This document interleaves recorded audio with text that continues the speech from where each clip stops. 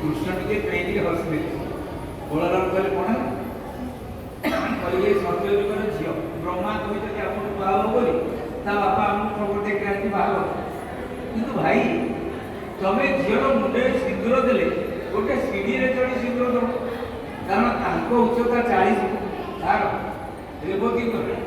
Balram उच्चता 6 foot 8 inch कहले तुमको गोटे सीढ़ी पकई से चढ़ी की जाए सिंदूर भाव सिंदूर की पड़ो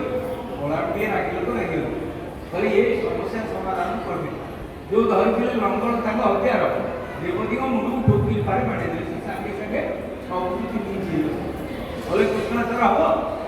बोले आनंद कंद भगवान की बलराम महाप्रभु की हाँ एथर चले बलराम को भाग प्रथम महासमारोह ता भीतर घटना घटी भीष्मक नामे नरनाथ विदर्भ नगर संभूत गोविंद गोविंद